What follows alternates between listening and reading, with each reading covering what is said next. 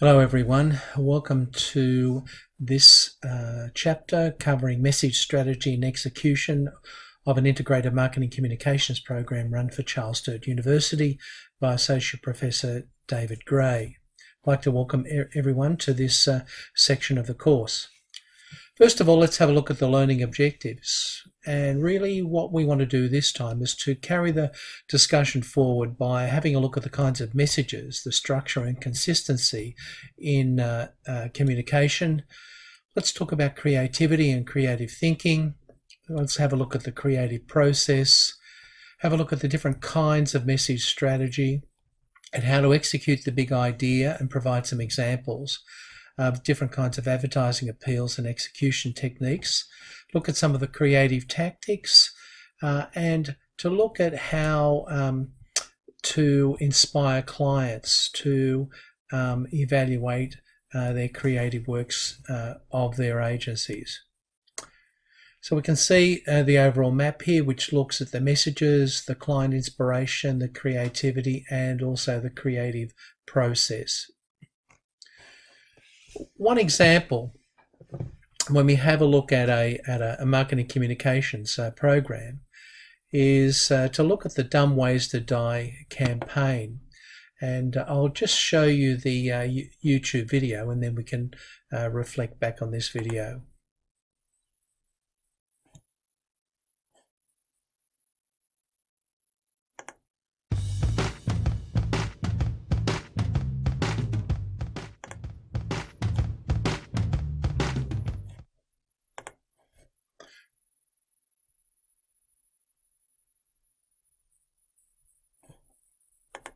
Young people don't listen to public safety messages, so how do you get them to stop being unsafe around trains? By making it the dumbest way to die. Dumb ways to die. So many dumb ways to die. Dumb ways to die. So many dumb ways to die. A song was written called Dumb Ways to Die. It was released as a YouTube video and within a week had over 20 million views and coverage on every television network in the country. A dedicated Tumblr site generated huge and immediate viral effect. Within days, Dumb Ways to Die became the world's most shared video. The song was released on iTunes and climbed the charts in over 20 countries, making its way onto playlists everywhere. Radio advertising was purchased, but this song about rail safety was so popular, radio stations played it for free. Awareness went through the roof, but we had to get people to change their behaviour. So every element of the campaign directly drove people to pledge to be safe around trains. Nearly 1 million people took the pledge on our website. The little book of Dumb Ways to Die asked kids to take the pledge. Outdoor advertising got people to promise to be safe and generated Instagram-friendly content. A smartphone game also got people to make the promise. And at train stations, a karaoke version of the song played while posters visually reinforced the message. The results? People adopted the rail safety message like never before. Over 200 cover versions were made. Schools started using it as a teaching tool in classrooms. Dumb Ways to Die became the most shared public service campaign in history. And most important of all, the Metro has seen a 21% reduction in accidents and deaths compared to the same time last year.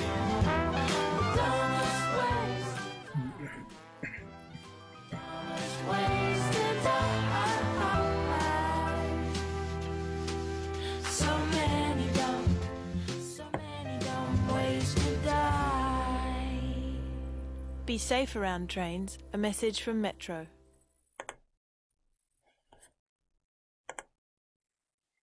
So you can see this whole communications program was incredibly successful.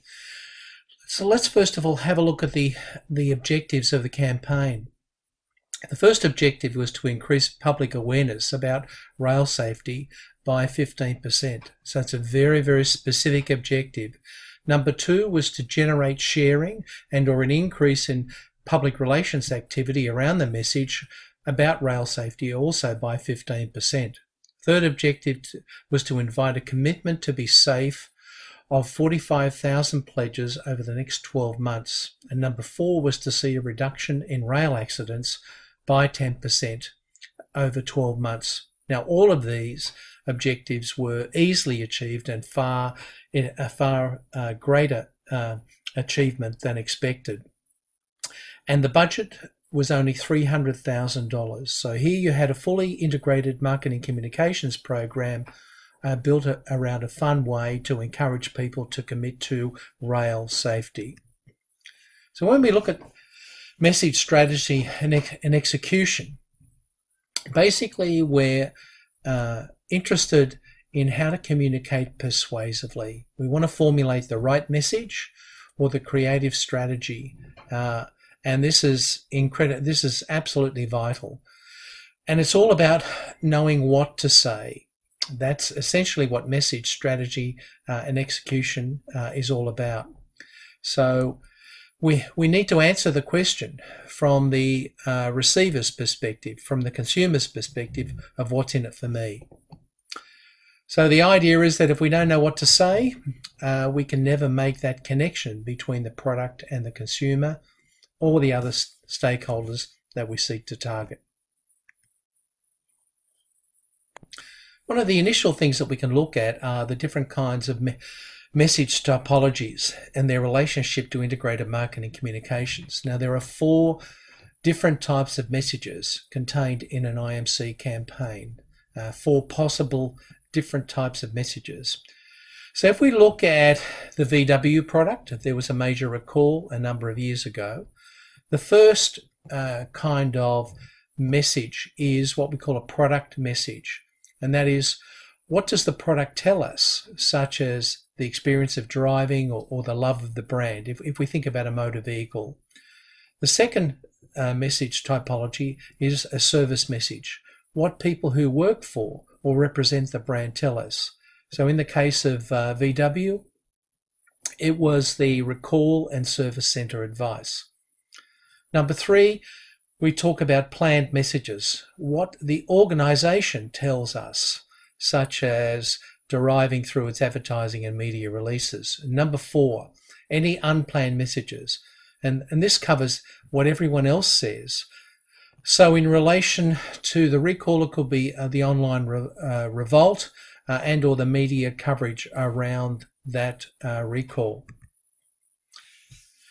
Now, one of the things we know about IMC campaigns is that they require message consistency. So first of all, if the brand says something, we need to make sure that it does what it says and that others confirm it. And then this will lead to a greater propensity to be able to trust that brand. So we know that a unifying theme can also last over a long period of time. And the Meadow League campaign is one example, and that is the You Ought to Be Congratulated campaign, and that ran for 14 years. And this jingle, You Ought to Be Congratulated, encourages repetition, and we can have a look at the video associated with it.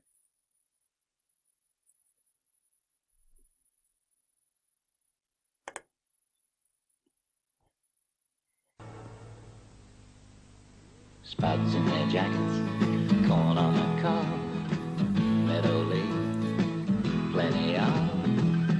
You ought to be congratulated. Golden brown pancakes, steaming hot scones, Meadow League, keep it on. You ought to be congratulated. Give 'em good and give 'em plenty.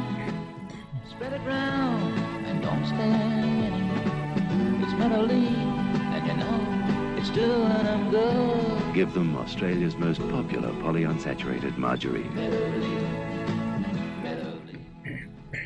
You ought to be congratulated.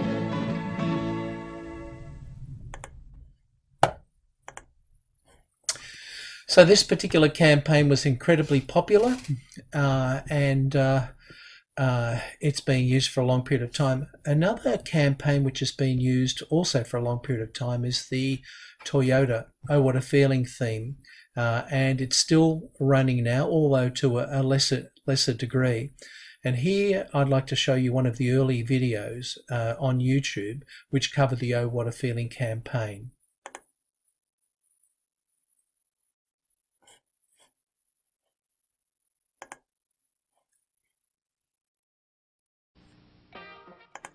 These people all have one thing in common besides a happy smile. They all own dependable Toyota Corollas. This Corolla is the most dependable car I've ever had. I can rely on it. We own 4 Corollas right now, so I know they're well built. Dependability. It's probably one reason the Toyota Corolla is the best-selling car in the world. Dependable? Our company bought 34 Corollas. Dependable.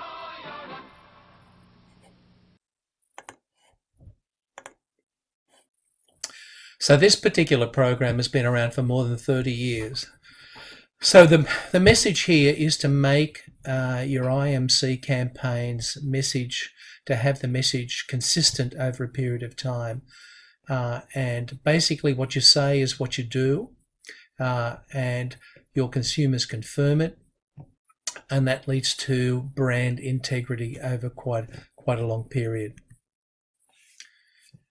Also, what we know about the message structure is that messages themselves need to be structured. And in order to do this, we need to develop a strategy. That is, what items come first or last. We know from research that these items are remembered better than those in the middle. So we have to present the strongest items first.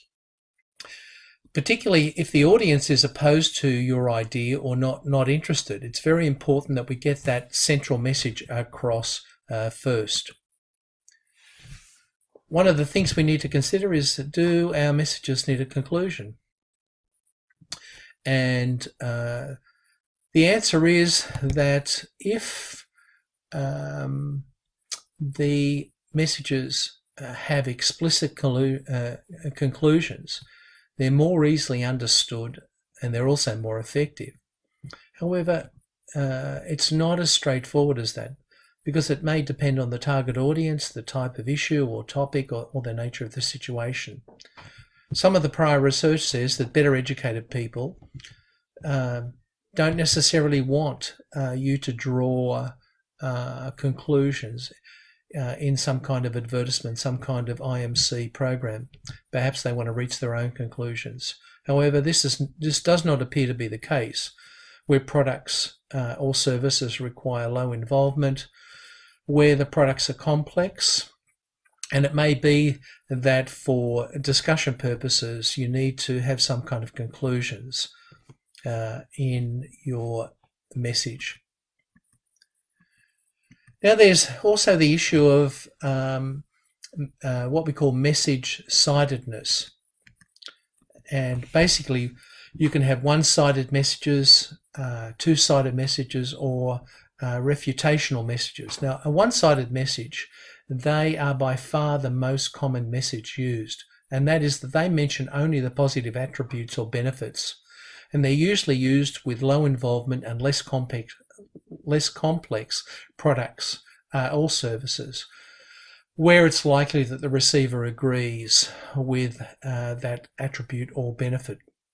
A two-sided message presents both the good and the bad points, and particularly you can use this kind of facility when you're doing comparisons, and it's also useful when there can be opposing opinions. So you can have an A versus a B product, etc.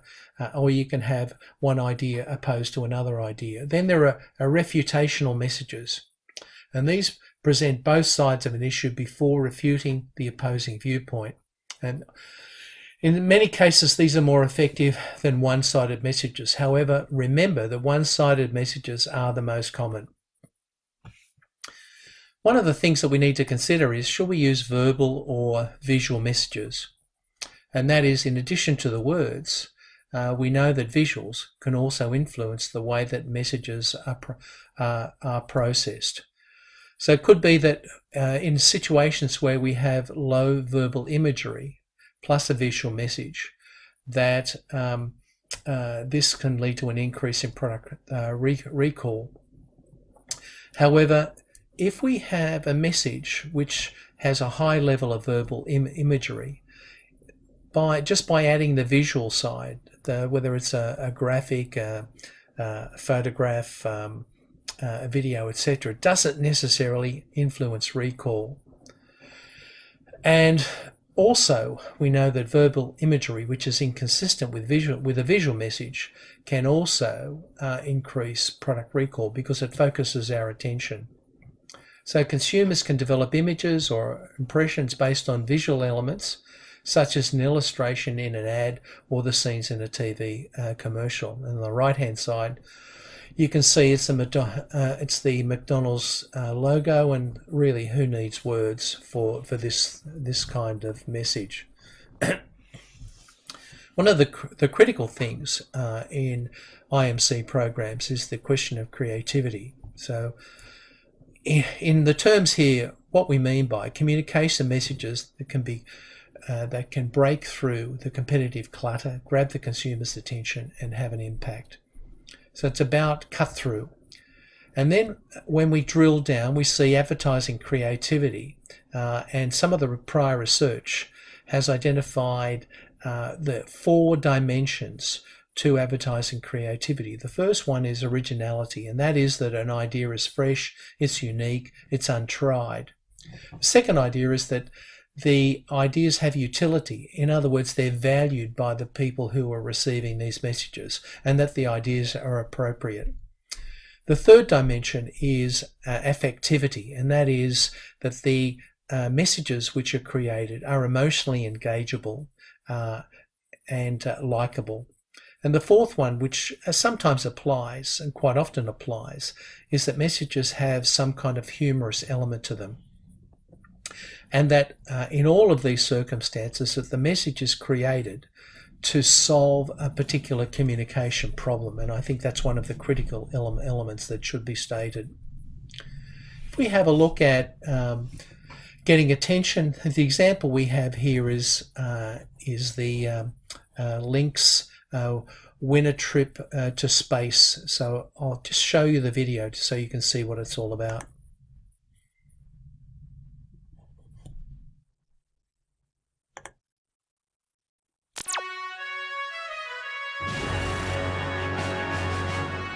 Our research has found women love heroes. And when it comes to heroes, ain't nothing beats an astronaut. Ah, that would be me. The mission: promote the launch of the new Lynx Apollo range and an out-of-this-world prize promotion, a trip to space. The challenge: keep guys engaged for a total of 20 weeks. The solution: our team created a fully integrated campaign encompassing mobile, video content, activation, promotion, and, wait for it, social. The solution: mobile game. So we all know guys dig space, and guys dig cars. Obviously. So we built a game about a space car. Space car. Genius. Introducing the Lynx Lunar Racer, available for all platforms in the virtual world, with 4 upgradable vehicles, 9 zones, and 0 gravity.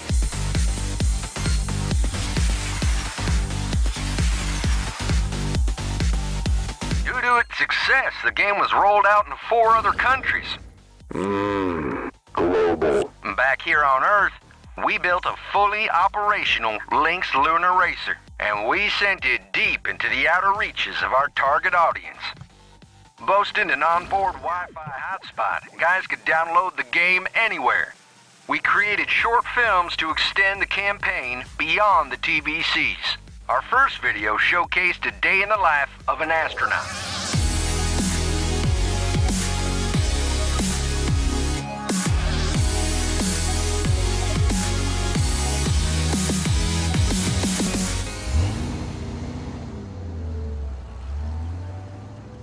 The second put the buggy through its paces at a secret test facility.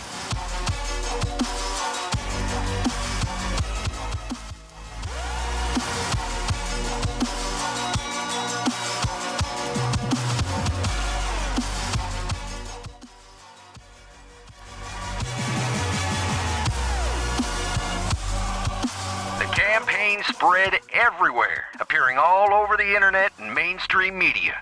He also wants to send an Aussie to space, backing a competition run by Lynx, where 4 winners will compete for the ticket of a lifetime. He's going to come back and all the women are going to just fall over. And what's a case study these days without social media? Hashtag YOLO. Display media blasted all corners of the digital universe, including a custom Xbox Live dashboard. The Lynx Apollo website housed all the information about the campaign with... Okay, we get it. Just show us the good stuff.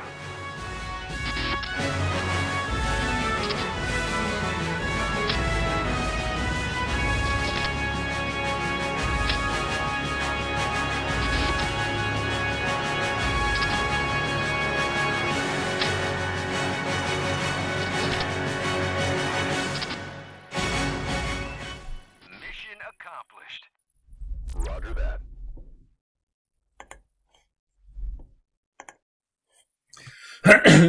So you can see that this idea was both original and it was engaging, and in the end it was very, very successful. So one of the things that we can look for, there's no one right way for developing a message. But there's some researchers have developed some message standards which in many ways are common sense. So number one, for example, talks about asking whether the advertising position in the product is simply specified with unmistakable clarity. In other words, if you can't understand the idea, you don't even get to first base. Does this advertising bolt the brand to a clinching benefit? I mean, essentially, if there's no utility, if there's no value added by the particular message, then it won't get anywhere as well. Thirdly, does this advertising contain a power idea? And when we talk about a power idea, we mean, can it be described in simple words? Will it attract attention? Does it have a benefit? Can you actually brand the advertising? And is it easy for the consumer to experience the product or service through this message? Number 4, does this advertising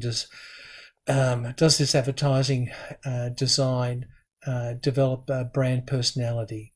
So is it possible to create some personal identification around the messages specified in the advertisements? Is the advertising unexpected? Is it single-minded? Does it reward the prospect? Is it visually arresting? And does it exhibit painstaking craftsmanship? Have people spent a lot of time just thinking about what lies behind this message? So next I want to talk about the advertising creative process. Now, the advertising creative process are the steps taken to translate an advertising problem into a big idea, bring it to life, and then execute that idea through creative techniques into the marketplace. So we know that the first element, the message strategy, that's really the creative brief. So that talks about what is the problem, what are the objectives of this particular advertising creative process, what's the product or service concept, what kind of consumer insight have you achieved, what kind of research have you done, and what's the strategy way forward? How are you going to proceed with this big idea? The first thing we talk about is the message strategy, and basically this is about the consumer, the product, and the competition. And basically the message strategy comprises the consumer promise. How will this product solve a consumer problem? If you can't answer that question first off, then you have no IMC, no message strategy at all. Second thing about a message strategy is what kind of supporting evidence do you have? And also the tone or the voice the tone of voice or the brand personality. So here, for example, we want to know about the consumer, the product, and the competition. With the consumer, we want to understand what they think of, how they think, the demographics, the psychographics, what kind of consumer insights, why do they use particular products or services, and what's going to push their hot button. So we also want to understand the functional characteristics, the brand image, and the personality or any added value that this product or services has. We also want to make sure that we have a very good understanding of who the competitors are. Are they in the same category? If they're not in the same category, what kind of threat do they pose in terms of time, money, and attention? What's in a message strategy statement? So some of the things you can read a few of the examples in the textbook. So for the first question is who is the behavioural target our communication program is to impact? Who is it designed to impact on? What is the product service in the eyes of the customer? What kind of benefits does it provide? And why is it unlike any of our competitors?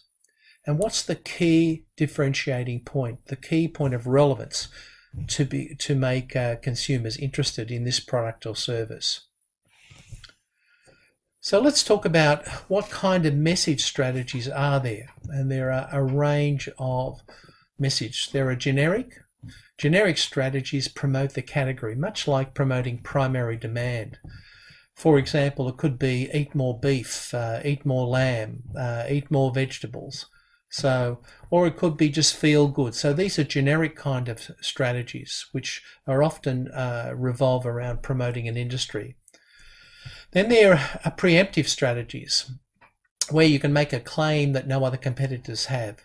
Examples might be radio station Nova, which promotes no more than 2 ads in a row.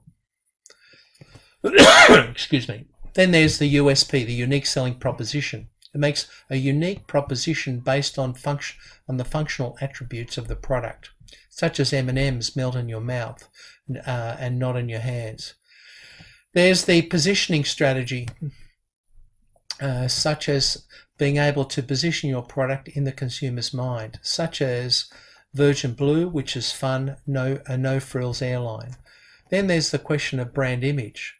It may be, the aim here is to try and build an image or an attitude or personality about the product or service. And for example, Coke has always been about image rather than quenching your thirst. Then there's the strategy of inherent drama. Use the drama within the product to portray its benefits, such as the Reporters Without Borders ad speaks of the drama in media censorship. So, for example, on the right-hand side, you have the unique selling proposition presented by Colgate with its microsonic facility, and the claim is that it removes up to twice as much plaque for a superior clean. So when we have a look at what kinds of message strategies are, and one of the things that we can look at is how to create a brand image to differentiate your product or service. And the basic message strategy used here is when we would use this strategy when the competing brands are very, very similar. There's little to differentiate one brand from another, where it's difficult to find or create a unique attribute. So basically, the strategy is to build a strong, memorable brand identity through image advertising. So if we can't identify the unique characteristics of the product, then we have to start promoting the brand. And it's used for products such as soft drinks, perfume, alcohol, clothing, airlines, where there's a great deal of competition in the marketplace and little ability to differentiate those brands. If we think about the kinds of creative principles we should follow, and there are 8 basic principles pursued by mojos, advertising agencies. The first one is to isolate the basic grassroots human want. Also, we're preaching to the converted, and this is pretty much the strategy of Donald Trump he spends a great deal of his time preaching to his converted flock. Also, to keep the message simple. In the political sense, make America great again. Very, very simple strategy. There's 3-word slogans, 4-word slogans. Also, we're looking for an impact with a big idea and a brilliant execution. And we want to appeal to the heart. And this is, we're looking for this emotional appeal and not just on a cognitive level. And we want to talk in a friendly, human and local tone of voice to make the receiver feel safe and secure. And we need to make sure that the message is sympathetic to the medium, and that we can build in ingredients for a long life and repetition. So if we have a look at one of the areas we looked at before was creating a message based on inherent drama. These kinds of messages are generally presented in a warm, emotional way, such as McDonald's, Kellogg's, etc., and Hallmark greeting cards. And they focus on consumer benefits with an emphasis on the dramatic element. However, they don't have to be warm and they don't have to be emotional. And one example is looking at the Reporters Without Borders advertisement as a way of having a dramatic impact on the marketplace. And let's have a look at the YouTube video.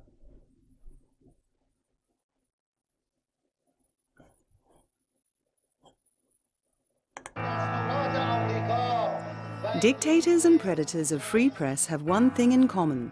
Only their opinion matters, and they must have full control over the entire media.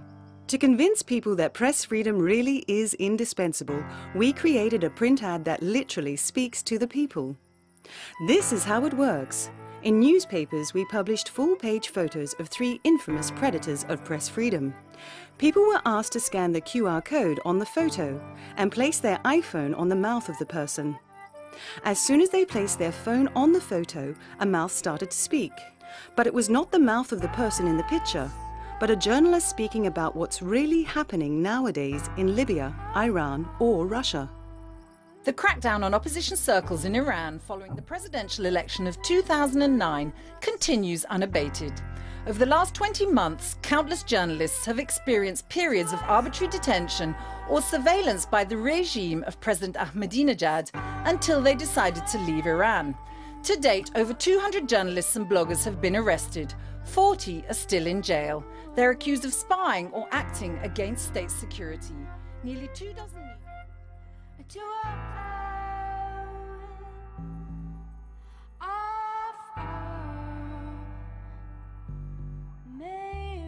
After the film, people were redirected to a website where they could find more information about Reporters Without Borders. On the website, they found an explanation of the campaign, a list of predators of press freedom, the Press Freedom Barometer, the Reporters Without Borders iPhone app, and they were asked to make a donation so Reporters Without Borders can continue to defend journalists.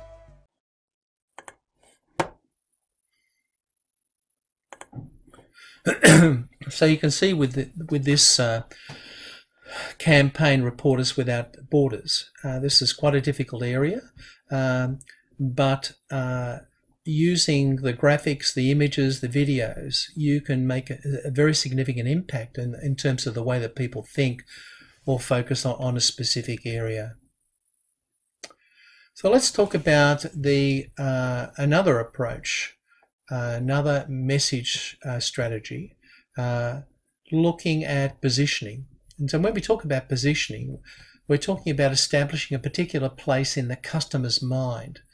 So this is about perception, and it can be based on the product attributes, benefits, price, quality, use or application, the type of user, or the problem solved. So another example we can look at in terms of positioning, we can look at the issue of the United Colours of Benetton in support of UN. So here is a product being provided. The message has nothing to do with the product, but it shows that the organisation has a social conscience.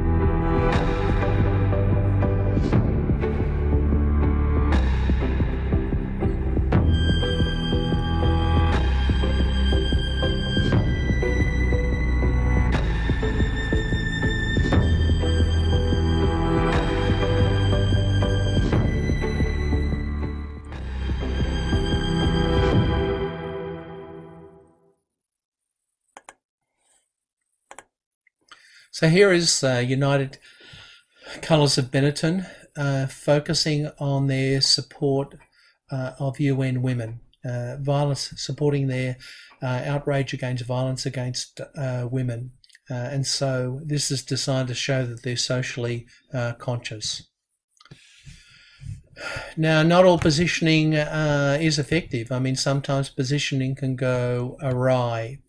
For example, McDonald's tried to use a child's dead dad to sell fast food. So let's have a look at this YouTube video.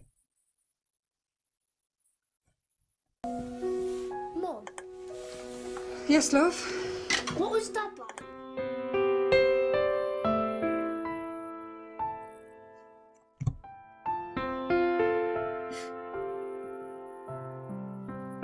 He was never scruffy. Always smart. And his shoes. So shiny, you could see your face in them. Dad played football, didn't he? Yeah, he was good.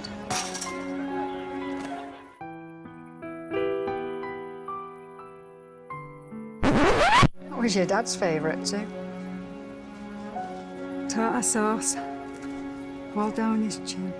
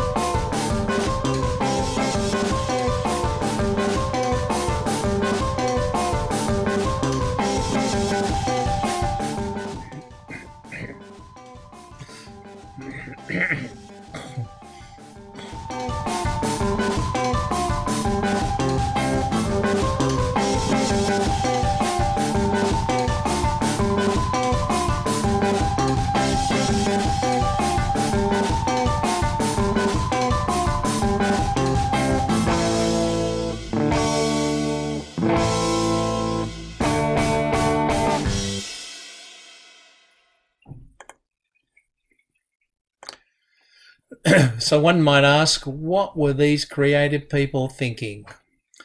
However, you can see an effective emotional appeal in the Quit Smoking campaign. So if it's done correctly, it can have a very, very effective mechanism. And let's have a look at the Quit Smoking campaign on YouTube as well.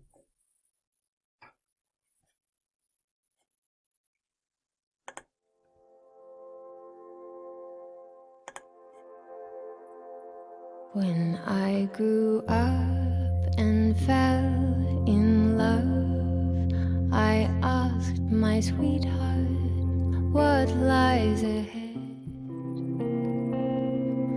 Will there be rainbows day after day? Here's what my sweetheart said. Que sera, sera. Whatever will be, will be. The future's not ours to see. Que sera, sera. What will be doesn't have to be.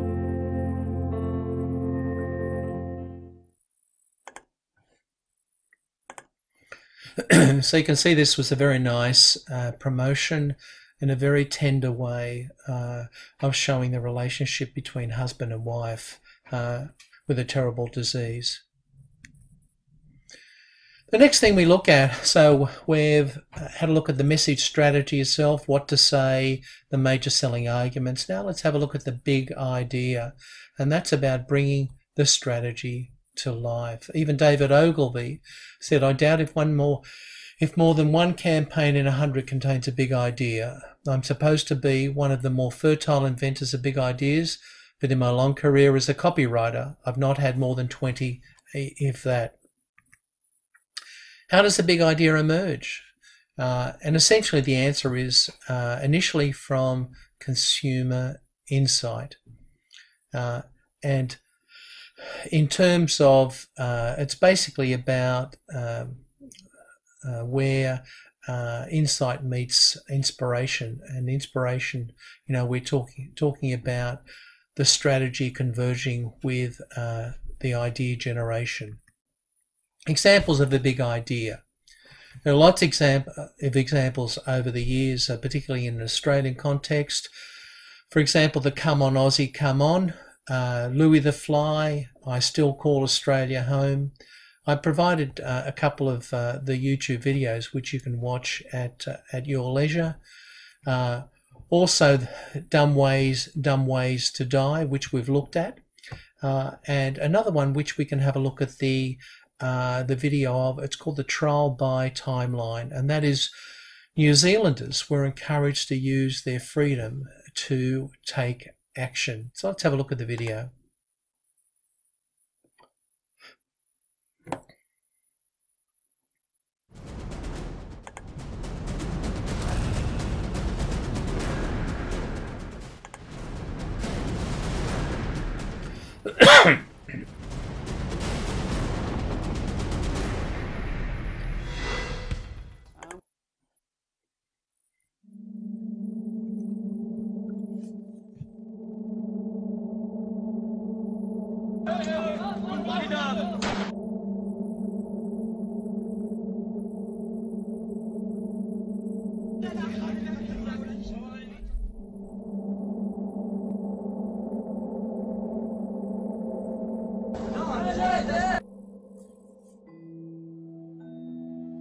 At Amnesty International, we wanted to bring these daily atrocities home to the people with the power and freedom to change the world. New Zealand was recently named the freest country in the world. We had to find a way to make everyone living here understand how lucky they truly are. So we built software that could analyze your entire Facebook history to show what global punishments your current lifestyle would receive. Trial by Timeline analyzed Facebook profiles to an unprecedented level. It looked at who you were friends with, it looked at everything you'd ever liked, posted or written. It studied your personal profile, your age, nationality, marital status, sexual preferences, and your religious and political views. Trial by Timeline took everything you had ever said or done and sentenced you to hundreds of global punishments.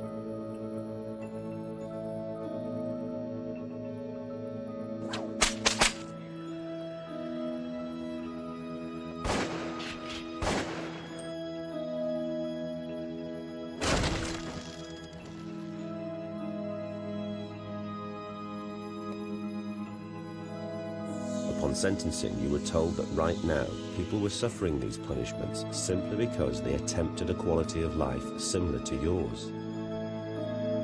We then asked you to take action by joining the global movement. With Trial by Timeline, we wanted to highlight that a person's freedom to enjoy classic civil liberties should never be taken for granted. After all, the abundance of freedom on planet Earth is limited only by the free.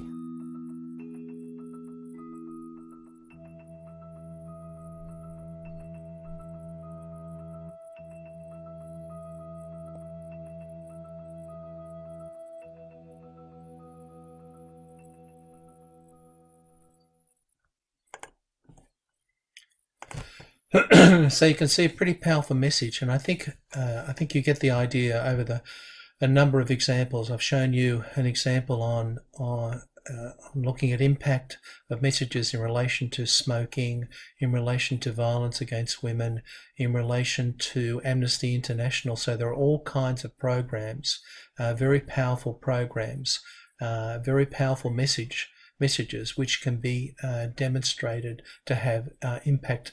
And of course, these kinds of ideas can be applied to the marketplace as well, which we'll have a look at a little bit later.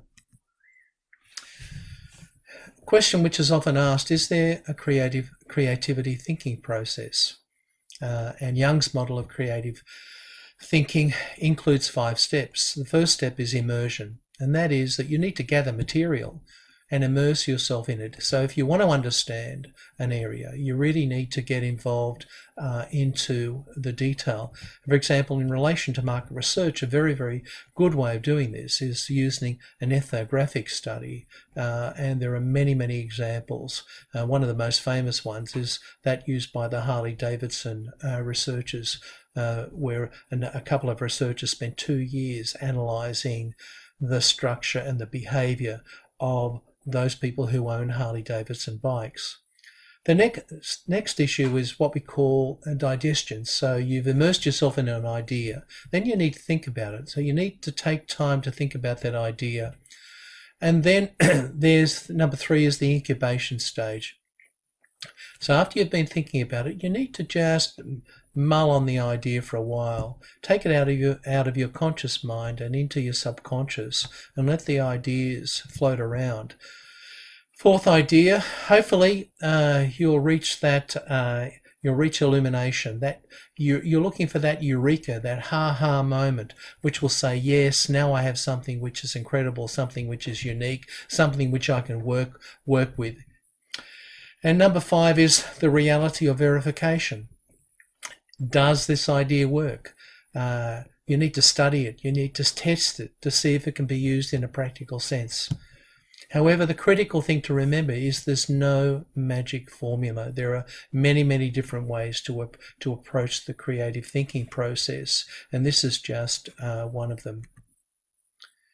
How to say it. This is when we get into appeals and the execution. So we've developed the message, we've come up with a big idea. Well, how do we execute this idea? Let's have a look at an advertising appeal. Appeal, it's the approach used to attract attention. The appeal can be said to form the underlying content of the advertisement, and execution, the way the appeal is turned into an advertising message. So the execution is the way in which that content is presented. Now, usually advertising appeals and executions are independent of each other.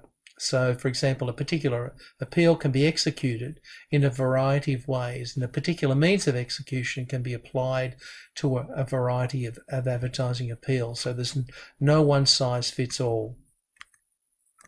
So what kinds of messages are used? So there are two basic kinds of message appeals which are used. The first one is informational, and this relies on the rational appeals. It's primarily processed cognitively, right? So it focuses on facts, learning, and the logic of persuasion. So it could be relying on practical functional utilitarian benefits or reasons, such as comfort, convenience, economy, and health.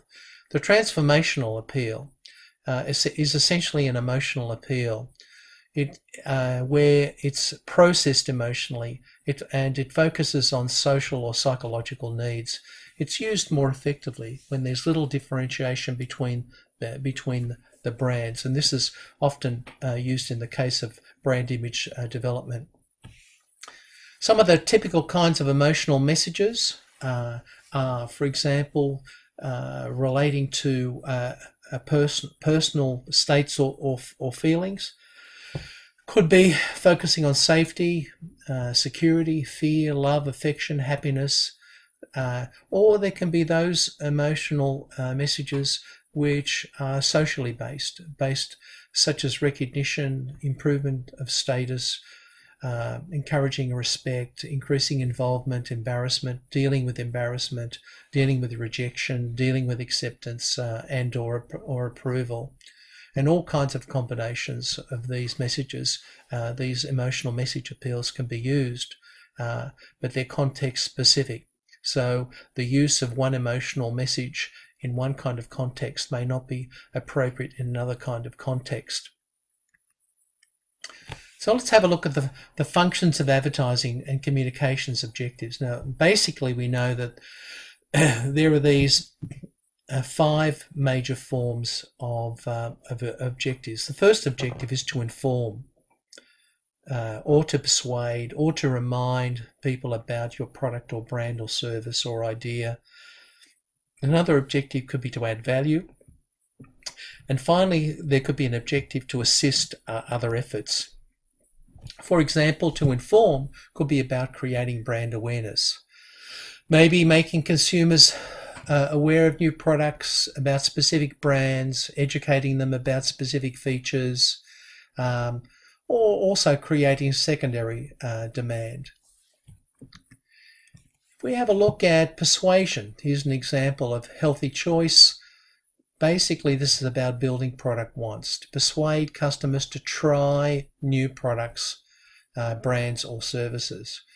Also to create demand for an entire product category. So marketeers, before they do anything else, have to build product category wants or primary demand before they can focus on a specific brand within that category. Then there's the issue of remind. Keep a company's brand fresh in the consumer's memory. And this is one of the most common uses of advertising in terms of communication objectives. Excuse me. Could be to just add value to a product or service, such as enhancing the attributes and intentions. So here we look at Wrigley Spearmint. It's designed to operate within a company guideline, such as encouraging the quitting of smoking. Could also assist other efforts, such as facilitate purchase. So here, for example, we have cranberry juice, and then you have the bottles which can be refilled. So it can be used in delivering sales promotions, helping sales reps pre-sell products, provide salespeople with valuable introduction. Also, marketing communication variables can facilitate purchase and overcome other marketing mix variables. So there are quite a range of objectives in terms of the functions of advertising and in relation to their communication objectives. The third aspect of a message strategy is we're looking at some of the different kinds of executional techniques. So we could have, for example, the straight sell. So it could be a straight presentation of product information, such as, for example, Sunsilk shampoo. Could be scientific or technical, such as providing technical information, such as a new brand of Colgate toothpaste, etc. Could be a demonstration effect, such as seeing is believing. For example, the Grim Reaper example, which we can have a look at a little bit later. Or it could be a comparison, the ability to compare product advantages, testimonials. So there are a wide range of executional techniques. Slice of life, for example, a product such as Meadowlee solves a real-life everyday situation. Stylized execution, we've looked at the Dumb Way to Die campaign previously, or it could be focus on visual elements, illustrations, or we have a look at the issue of dramatization and having a look at Apple's initial campaign for promoting the Macintosh computer as a way of dramatizing how this particular product breaks free from everything else. Let's have a look at the YouTube video.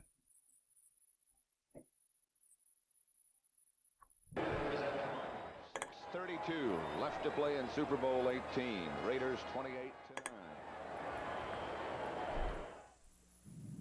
Today we celebrate the first glorious anniversary of the information purification.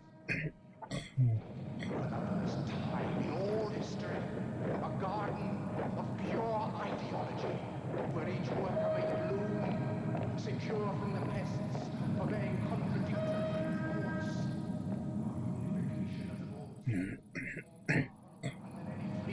What are we on earth? We are one people, with one will, one resolve, one cause.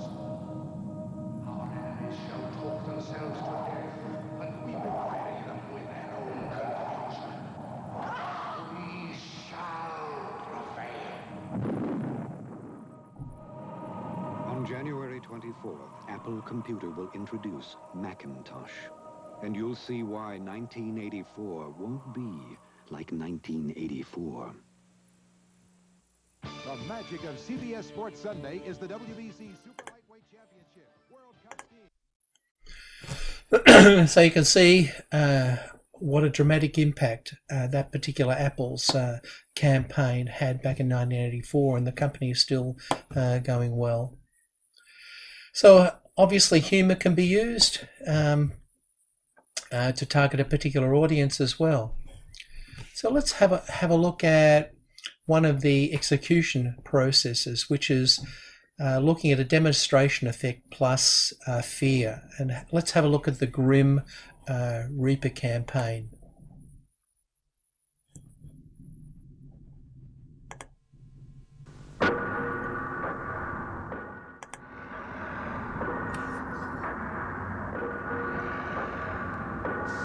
At first, only gays and IV drug users were being killed by AIDS.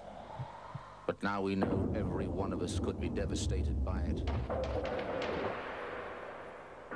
The fact is, over 50,000 men, women, and children now carry the AIDS virus. That in 3 years, nearly 2,000 of us will be dead.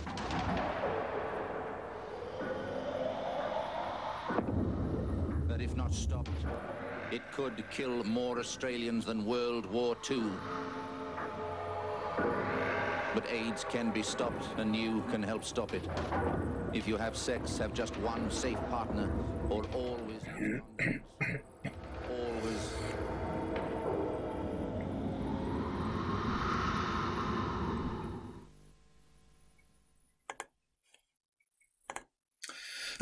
So you can see this is a pretty powerful messages. Also, you can have some appeals which threaten disapproval or social rejection if not heeded. I mean, whether it's you're looking at deodorant, mouthwash, or anti-dandruff treatments.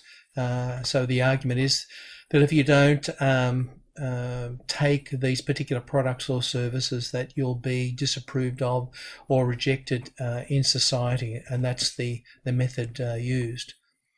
So you can also have testimonials. Man versus Nature's Own with Bear Grylls, the campaign who's had many advertisements over the years for Nature's Own. Let's have a look at the creative tactics for print. I mean, basically with any print, you're looking at a headline. So you have the company guideline, very, very nicely staged headline. Now remember that only 20% of readers actually in a print ad go beyond the headline. Then you have the various visual elements. So you have the regularly spearmint gum here, the body copy, which is in small type, and also one of the benefits, pure chewing satisfaction.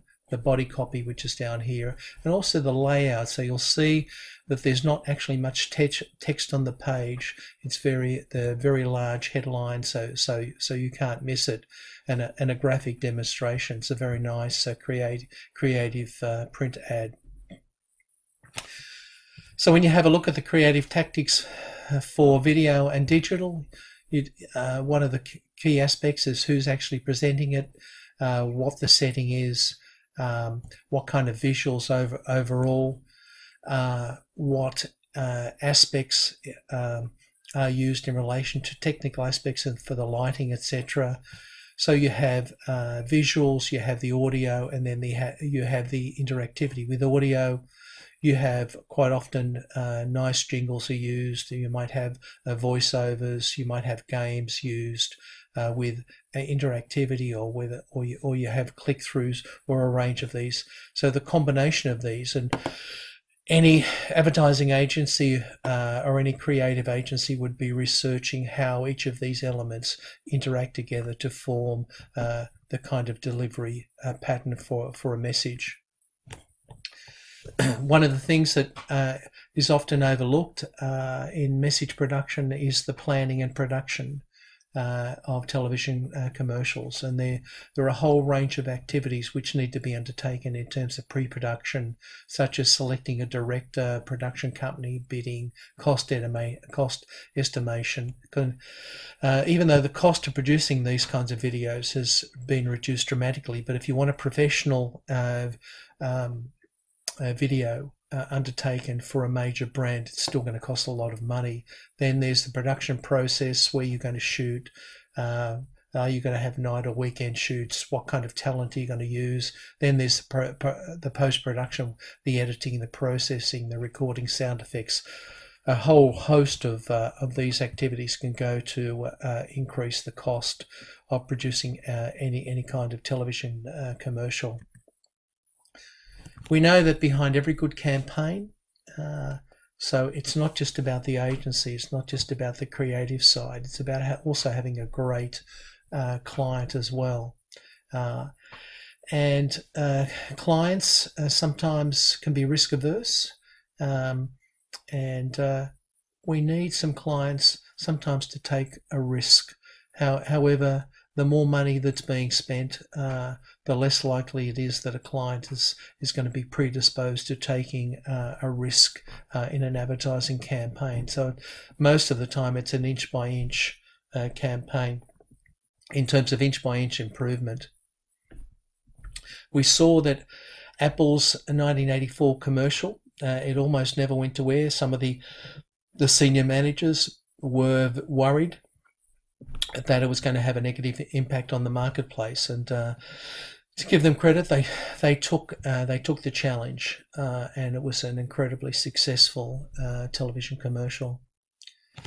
There are always barriers to some big ideas, right?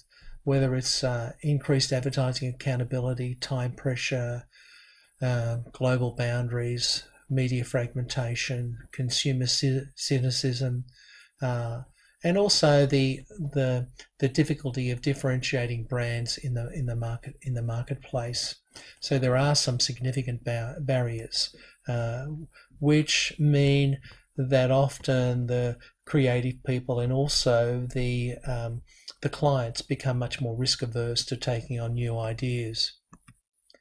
There are some guidelines for evaluating creative output. So in other words, if we want to look at what the impact is of our creative output, we need to ask, is it consistent with the brand's marketing objectives, with the advertising objectives?